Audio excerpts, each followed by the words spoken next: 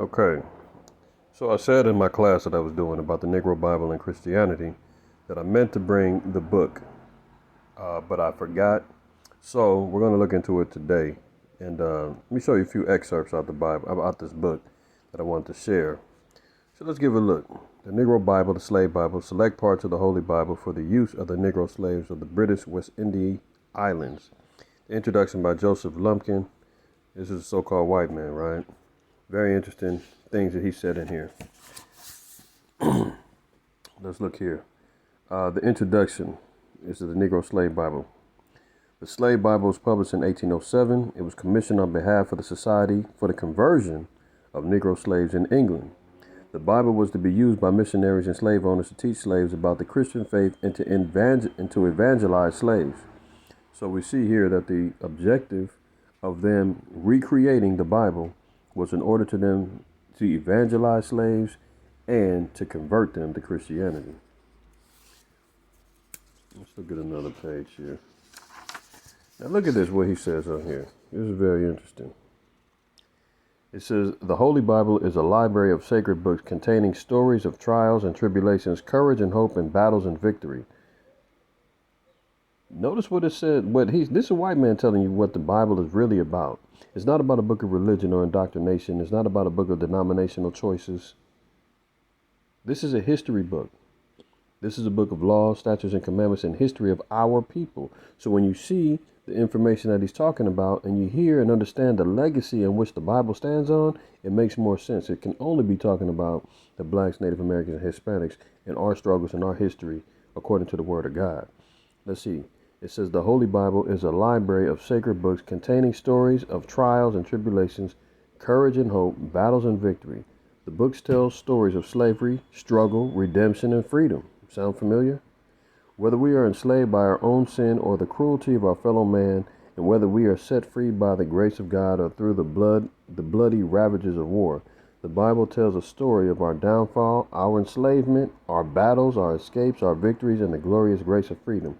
Now again, this is a so-called white man saying this. He's trying to include himself in the struggle, but that ain't happening.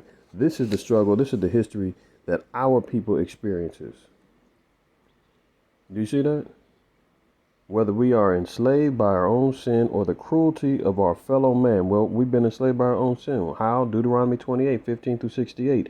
Deuteronomy 1:1 says that these be the words which Moses spake unto all Israel. So Israel are the only ones who were enslaved by their sins. Do you understand? Then we went into cruelty of being put in slavery by our quote-unquote fellow man. Then it says it's also being talked about being set free by the grace of the Most High or through the bloody ravages of war. The Bible tells a story of our downfall, our enslavement, our battles, our escapes, our victories, and the glorious grace of freedom. He's trying to include himself, but he's not included in that. We know that. Let's continue on. It says, but it also encouraged us to fight against our fellow man who might choose to take our freedom and use us for his own purpose. Did you hear that? This is a white man telling you what the Bible is based upon, what principles it stands on. Forget about turn the other cheek and turn it into this Christian dogma about how it's about love, love, love. It says it also encourages us to fight against our fellow man who might choose to take our freedom and use us for his own purpose. See, 1 Thessalonians 1 says that it's a righteous thing to recompense tribulation to them that trouble you. You understand? The scriptures also talk about that the blood of the Lamb can only be cleansed by the blood of him that sheddeth. See, so I'm just paraphrasing that. But continuing on, it says, but it also encourages us to fight against our fellow man who might choose to take our freedom and use us for his own purpose. Just as Egypt enslaved the Jews and used them for labor to build their empire, so were the slaves of Africa used to build the empire of the British West Indies and the United States. Just as Moses stood against the Egyptians and led the children of Israel out of slavery and bondage, so are we encouraged to stand up against the cruel bonds of slavery and fight for our freedom and the freedom of fellow man. Fight for our freedom, huh? Let's continue on. It says, in the British West Indies, at the time of slavery, a number of Christians sought to convert slaves from African paganism to Christianity. Let's look down here. A group of white Christian missionaries and slave owners parsed the Bible itself, parsed it.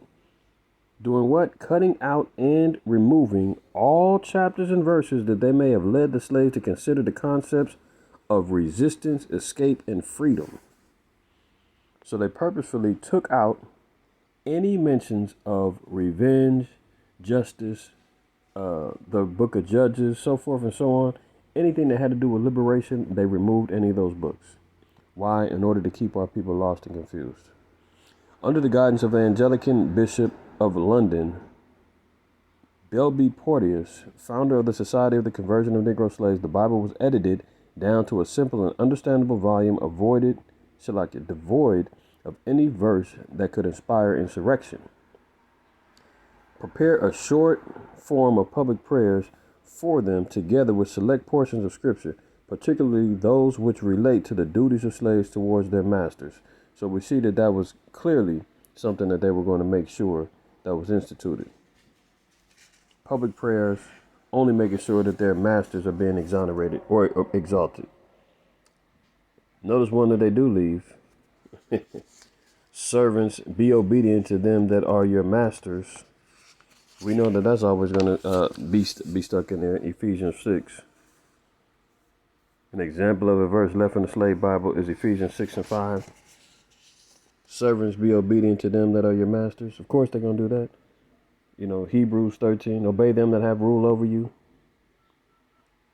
In an attempt to eliminate all verses that could plant the seed of rebellion in the minds of the slaves, about 90% of the Old Testament and 50% of the New Testament was deleted. So again, going back to my lesson that I talked about, no wonder these Christian churches are constantly putting into the minds of our people, don't deal with the Old Testament. You don't need to read that. That's not part of the New Covenant anymore. All goes back to old slave doctrine from the so-called white man trying to indoctrinate our people and telling us to delete any portions of the book that could actually bring knowledge, wisdom, and understanding to liberate us from the bonds of our oppressors. Continue on. It says the slave Bible and the book. In the slave Bible, the book of Exodus excludes the story of the rescue of the Israelites from slavery in Egypt, which is the story that gives the biblical book its title. But the Bible includes Exodus chapters 19 and 20, where God appeared on Mount Sinai and gives the law of the Ten Commandments. Let's look at this. These are the books that they removed. Okay? So, Exodus is 40 chapters. They only used 2. Nothing in Leviticus. Nothing in Numbers. 8 chapters of Deuteronomy. Nothing in Joshua. Nothing in Judges. They took out Ruth. Nothing in Samuel. Chronicles, Ezra, Nehemiah, Esther. All of those gone. 1 chapter in Chronicles. You understand? Look at this. Psalms, all gone. Song of Solomon, nothing. Jeremiah, Lamentations, Ezekiel, nothing. Amos, Obadiah, of course Obadiah is going to be gone. Jonah, Micah, Nahum, Habakkuk, Zephaniah, Haggai, Zechariah, Malachi, all of the so-called minor prophets, gone. Nothing from Mark. So as you can see, they completely remodeled this thing, man. Took out crucial parts of the book in order to indoctrinate our people. Let's look at this. It's on page 12. It says, the book before you is the result of the work of British clerics and Christian slave owners in the British West Indies and America. It is the tool and the result of their attempts to introduce Christianity into the slave community in a fashion that kept the message of salvation while muting the message of freedom. Do you understand? Kept the message of salvation while muting the message of freedom. That's why they always love talking about John 3:16. But then we don't see any salvation that's happening to Esau, to Edom. You read Obadiah. How come where are they at in that? They're not liberated. But they want salvation to be for everybody.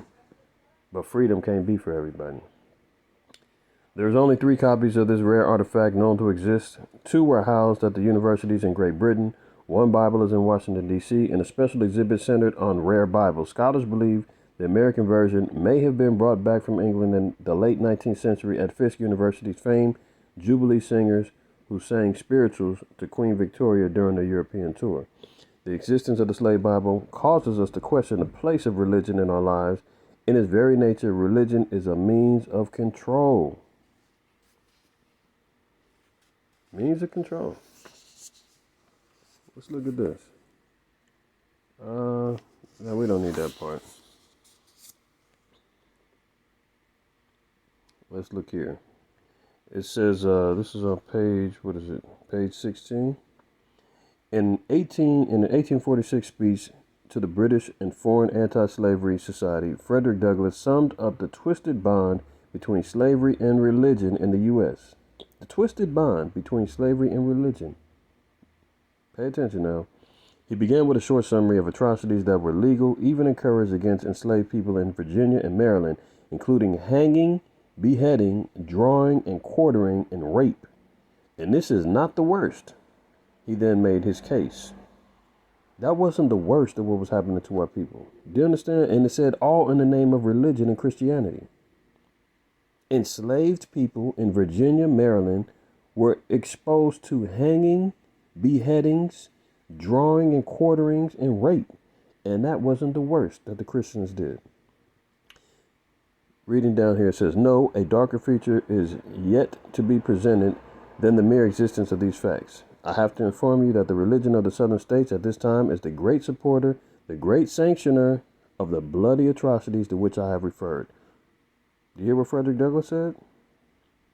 He said the religion in the southern states, Christianity, is the great sanctioner of the bloody atrocities that I have referred. While America is printing tracts and Bibles, sending missionaries abroad to convert the heathen, expending her money in various ways for the promotion of the gospel in foreign lands, the slave not only lies forgotten, uncared for, but is trampled underfoot by the churches of the land. That's from Frederick Douglass. And the Christians nowadays are talking about how the Israelites hate the black church, the Israelites hate the Christian church. We'll talk about it from the perspective of what Frederick Douglass was saying. Everything that he witnessed and what Christianity and religion did for our people back in his time, and how we can still see those things being perpetrated now just through a different means of mental control and manipulation that our people have yet to wake up. Look at this from Carter G. Woodson's book in 1933, The Miseducation of a Negro. We're going to read this quote, but let's look at this first. The re-education, mental manipulation, or mind control of a person is best accomplished by removing all support systems of their past and substituting new ones. So they change the history, they remove the identity, they remove the knowledge of who we are. They give us false histories, false names, false titles and replacement. Re-educate us through religious lenses, through false indoctrinations of education, misinformation, mentally manipulate us and mind control us through those means. Do you understand? This is what happened with our people. Because we didn't have the true knowledge about the Bible. There's nothing wrong with the complete Bible when it's read through understanding, as Isaiah 28, 9 through 11 says. Whom shall he teach knowledge, and whom shall he make to understand doctrine? Them that are weaned from the breast, drawn from the milk, and weaned from the breast. Precept must be upon precept, precept upon precept, line upon line, here a little, there a little. The spirit of prophecy coming through Christ or Hamashiach. You understand? That's how we're going to learn and understand right. Got to dispel all of those lies, dispel all of the follies that we had, accumulated in our lives, and relearn. Relearn. In the book of Hebrews, it tells us that we have to start on the milk first before we make our way to the meat. So let's read this again. It said, the re-education, mental manipulation, or mind control of a person is best accomplished by removing all support systems of their past and substituting new ones more in line with the desired goals. Keeping with this, slaves were not allowed to worship as they once did. New ways of worshiping and thinking were in order. Carter G. Woodson writes in his 1933 work, The Miseducation of the Negro. When you control a man's thinking, you do not have to worry about his actions. You do not have to tell him not to stand here or go yonder. He will find his proper place and will stay in it. You do not need to send him to the back door. He will go without being told. In fact, if there is no back door, he will cut one For his special benefit, his education makes it necessary. So clearly we see here that the indoctrination has been played out to the fullest, man. We were fighting, during the times of segregation, man, to sit at the front of the bus. What do we do now? We go right to the back of the bus without question. We don't even need to be told. You understand? We already are built upon mind frames of Stockholm syndrome, defending our captors, defending our oppressors. The job has been done. The job has been completed, and it started here. See, memories are a powerful thing and virtually impossible to extinguish within a generation or two. So if we have our memories and it passes down through a couple of generations, you can't dispel it. But if you cut it off early, it can be cut off forever. As time went on, the old ways were forgotten, and within a few quickly passing generations, most slaves converted to the religion of their masters. The re-education and indoctrination was complete. So we see the mission was to indoctrinate us, to break us down, to give us false doctrine of religion, to make sure that we stay captive as slaves. And they used the book to do it. They reinvented the Bible. Now you got our people still running around here talking about they don't deal with the Old Testament. Some Bibles only have the New Testament and Psalms. They've got different translations. We talked about that already. That I've either had words taken out, whole entire verses taken out. Context of understanding has been changed just through language alone. The mission's been complete, man. Now it's time for our people to wake up. Shalom.